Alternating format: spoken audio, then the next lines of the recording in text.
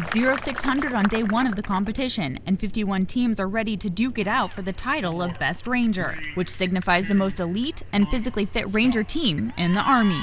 Today is about endurance, and you got to stay at least in the middle of the pack or towards the front.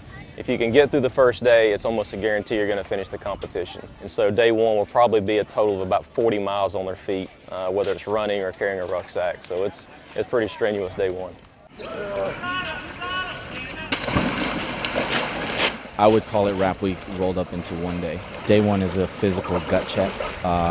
You just got to survive day one. They make cuts, and a lot of teams tend to cut themselves on day one just because it's so physically demanding and they just don't make it.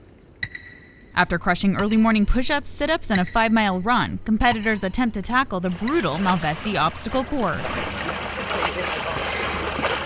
It's really just about the endurance from coming in from the PT test and the unknown distance run, and then coming straight onto here with very little break and being able to execute the lower body exercises as well as the upper body exercises and the high obstacles, and having the muscular endurance to be able to get through the course. I was haunted by the Malvesti last year because I did so bad on it. Yeah. So this year we came out, took it slow, just keep the hands dry.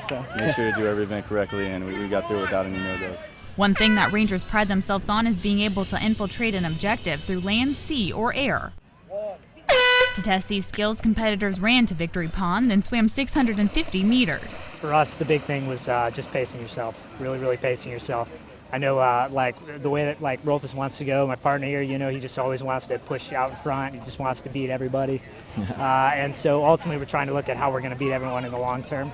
You know, so that's having a good pace plan, and so far we've been staying pretty true to that. And after a morning full of strenuous physical activity, competitors had to prove they were mentally tough by focusing during the stress shoot. Mentally, I think just comes with the job that they do every day in the Army. You know, as Rangers, it's essentially a state of mind, living the Ranger creed. These guys are born with those instincts. It's not something they take on once they start to train for Best Ranger. It's something that they live on a daily basis.